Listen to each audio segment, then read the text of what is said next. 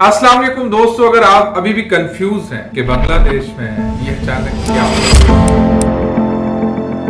तो ये वीडियो जरूर देखिएगा, आखिर तक देखिएगा। असल में वैसे तो अगर बांग्लादेश, बंगाल, बांग्ला तारीख देखें तो बहुत ज्यादा पीछे जाना पड़ेगा। जब से पुर्तगालीज जो है वो कलकत्ता में दाखिल हुए थे, पोस्ट पार्टीशन 1947 के बाद 1971 तक ये जो 24 साल हैं, ये फुल दिलचस्प मराइल से भरे पड़े। लेकिन हम ज्यादा पीछे नहीं जाएंगे, हम 1970 से शुरू करें। 7 दिसंबर 1970 को पाकिस्तान, यूनाइटेड पाकिस्तान, ज्वाइंट पाकिस्तान, मुत्तहिद पाकिस्तान में इलेक्शन होता है। 7 दिसंबर 1970 को मुत्तहिद पाकिस्तान में इलेक्शन होता है और वो इलेक्शन होता है 300 सीट्स टोटल, जिसमें 13 सीट्स जो है वो माइनॉरिटी एंड वुमेन राइट्स के लिए रिजर्व थी, बाकी जनरल सीट्स थी।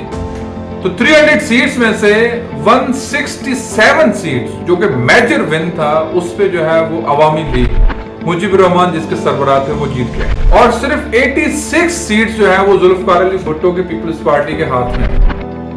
अवामी लीग जो है वो अचानक एक सरप्राइजिंगली जो है वो ज्यादा भारी अक्सरियत से ले आई।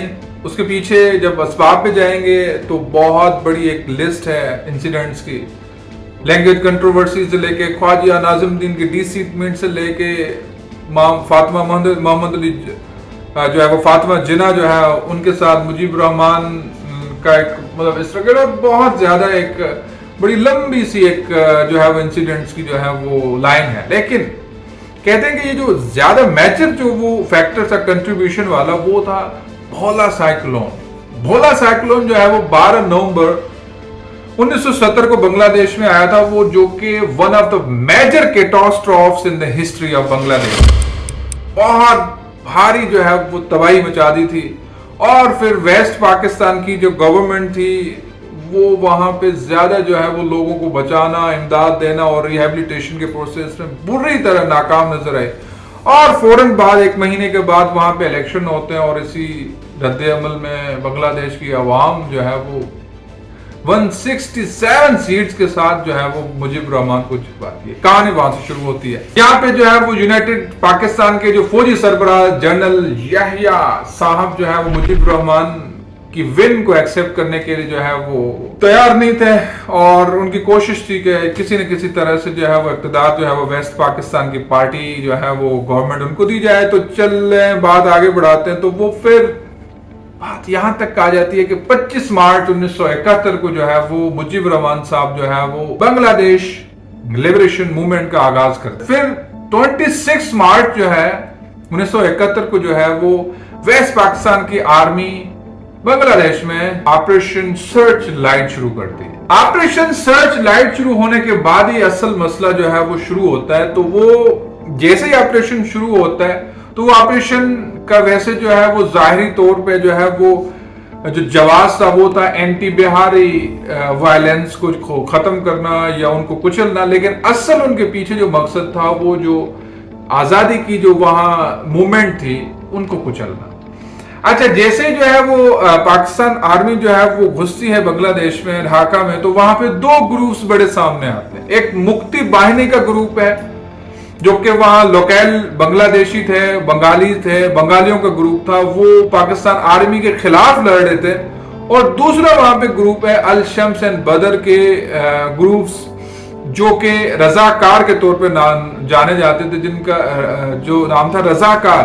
तो रजाकार जो है वो पाकिस्तान आर्मी के साथ बंगालियों के खिलाफ लड़ रहे थे। जैसे ये 6 महीने का ऑपरेशन 16 दिसंबर 1971 को जो है वो फाल ऑफ ढाका के सूरत में खत्म होता है, तो बांग्लादेश बन जाता है। और बांग्लादेश बनने के बाद जनवरी 1972 में जो है वो मुजीबुर रहमान साहब जो पाकिस्तान के जेल में कैद थे वो आजाद होते हैं और वो as a president of Bangladesh का हलफ उठाते हैं। मुजीबुर रहमान ने गवर्नमेंट अज्यूम करने के बाद जो पहला काम किया 1972 में, उन्होंने जो है वो एक काम किया कि मिनिस्ट्री ऑफ कैबिनेट से उन्होंने एक कोटा सिस्टम मंजूर करवाया। मिनिस्ट्री ऑफ कैबिनेट से उन्होंने कोटा सिस्टम मंजूर करवाया। उस कोटा सिस्टम में उन्होंने ये कहा कि ये जो मुक्ति बाहिनी के लोग थे, बांग्लादेश के लोगों के लिए जो लड़ रहे थे, उन्होंने उनको फ्रीडम फाइटर्स डिक्लेयर किया और उनके लिए उन्होंने 30% कोटा जो है वो नौकरियों का मुख्तस किया। 30% नौकरियों का जो है वो कोटा उनके लिए मुख्तस किया गया। और आगे चल के फिर 1973 में 1973 में मुजीबुर रहमान साहब ने एक और काम किया। वो ये किया कि इंटरनेशनल क्राइम्स ट्रिब्यूनल के मद्देनजर उन्होंने कमीशन बनाई और उस कमीशन का ये काम था कि अल शम्स एंड अल बदर पे पाबंदी लगाना, और फिर जो लोग रजाकार लोग जो कि बांग्लादेशियों के खिलाफ लड़े थे, बंगालियों के खिलाफ पाकिस्तान फौज के साथ लड़े थे, उनको गद्दार डिक्लेयर करना, मतलब रजाकार जो थे उनको गद्दार डिक्लेयर करना। तो ये 1973 में इंटरनेशनल क्राइम्स ट्रिब्यूनल ने ये फैसला किया। और इंटरनेशनल क्राइम्स ट्रिब्यूनल ने ये भी काम करना था कि उन लोगों को आइडेंटिफाई करें और फिर उनको पनिश करें। तो सुना है कि उस टाइम तक 37,000 लोग जो थे वो आइडेंटिफाई किए गए, जिनमें 26,000 लोगों को माफ किया गया, बाकी लोगों को वक्तन बवक्तन जो है वो मुख्तलिफ सजाएं सुनाई गई। अच्छा, फिर 1975 में 15 अगस्त 1975 को मुजीबुर रहमान के घर में एक मिड लेवल आर्मी जो है वो ग्रुप जो है वो घुसता है और उनको पूरी फैमिली के साथ जो है वो कत्ल कर देता है। और फिर उस टाइम के जनरल जियाउर रहमान जो है वो बांग्लादेश की गवर्नमेंट को चलाते हैं और वो जियाउर रहमान साहब 1982 तक चलाते हैं। और फिर मई 1982 में जो है वो जियाउर रहमान को कत्ल कर दिया जाता है, असैसिनेशन में उनका जो है वो कत्ल होता है। और फिर 1982 के बाद एक और जनरल आते हैं हुसैन मोहम्मद इरशाद साहब, वो फिर गवर्नमेंट संभालते हैं। और फिर 1990 तक जो है वो मोहम्मद हुसैन इरशाद साहब गवर्नमेंट संभालते हैं। और फिर यहाँ से फिर एक पार्लियामानी सिस्टम का जो है वो स्टार्ट होता है।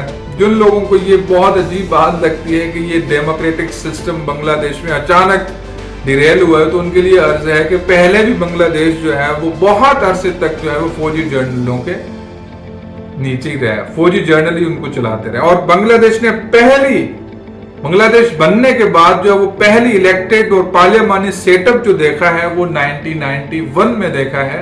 और 1991 में इलेक्शंस होती हैं और उनमें बांग्लादेश नेशनल पार्टी जिनकी हेड होती हैं खालिदा जिया, जियाउर रहमान की वाइफ, और जमात इस्लामी मिलकर गवर्नमेंट बनाती हैं। फिर वो गवर्नमेंट चलती है 1996 तक।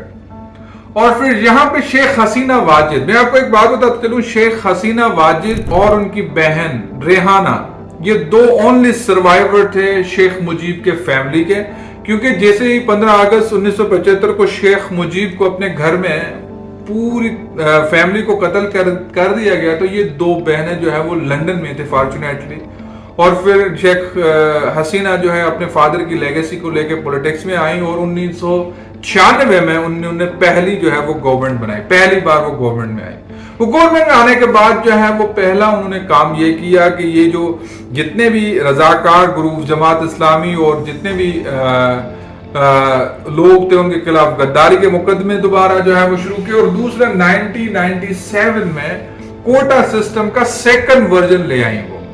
वो सेकंड वर्जन में उन्होंने ये ऐलान किया, चिल्ड्रन एक्ट कहते हैं उसको। 1997 में चिल्ड्रन एक्ट जो है, जिसमें उन्होंने ये फैसला किया कि ये जो फ्रीडम फाइटर्स थे इनके बच्चों को भी जो है वो 30% नौकरियां दी जाएंगी। अच्छा, ये सेकंड वर्जन आता है कोटा सिस्टम का 1997 में।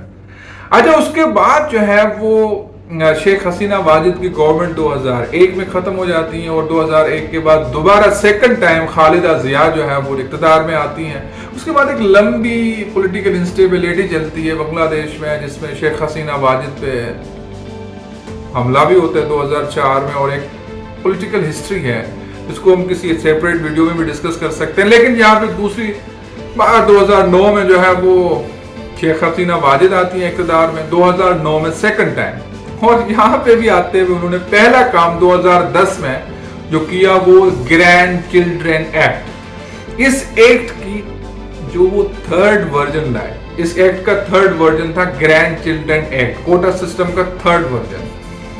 انہوں نے یہ فیصلہ کیا کہ یہ وہی جو فریڈم فائٹرز سے ان کے تیسری نسل کو بھی، گرینڈ چلڈرن کو بھی جو ہے وہ 30% نوکریوں کا حصہ دیا جائے. یہاں سے بات جو ہے وہ ایک دلچسپ مرحلے میں داخل ہوتی ہے اور پھر اسٹوڈنٹ موومنٹ شروع ہوتی ہیں 2012، 13 اور 14 میں، اور پھر ایک میسو لیول پہ پروٹیسٹ کے نتیجے میں شیخ حسینہ واجد کی گورنمنٹ جو ہے وہ اکتوبر 2018 میں یہ کوٹا سسٹم جو ہے وہ فرسٹ اور سیکنڈ لیول کی نوکریوں کے لیے ختم کرتی ہے. بات یہاں تک ختم ہو جاتی، لیکن اصل مسئلہ یہ تھا جون 2021 میں پھر 7 بچے جو تھے وہ ہائی کورٹ میں گئے.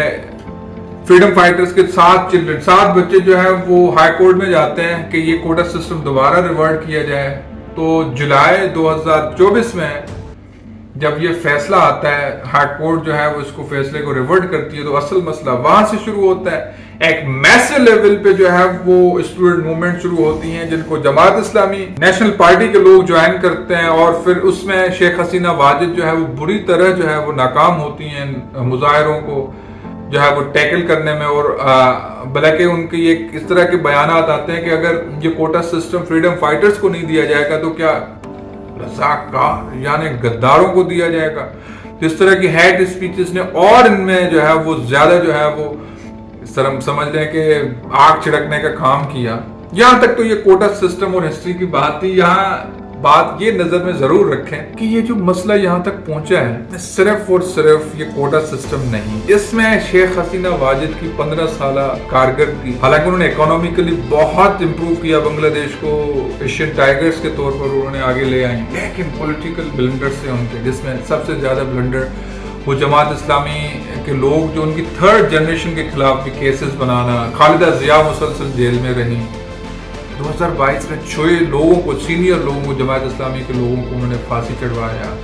اس طرح سے دوسری یہ تھی کہ انٹرنیشنل انفلوئنس کو بھی جو ہے وہ مطلب اگنور نہیں کیا جا سکتا. کیوں کہ ابھی تک جہاں تک میں یہ ویڈیو ریکارڈ کر رہا ہوں تب تک محمد یونس جو کہ نوبل ڈیٹ اکانومسٹ ہیں، وہ یو ایس لابی کے لوگ ہیں، سنا ہے یو ایس لابی کے تھرو جو ہے وہ آئے ہیں اور عبوری جو سیٹ اپ ہے ان کو سنبھالنے کے لیے وہ تیار ہے. تو اس کا مطلب ہے کہ یو ایس بھی اس معاملے میں انوالو ہے. تو انٹرنیشنل، ریجنل اور باقی فیکٹرز کو بھی اگنور نہیں کیا جا سکتا.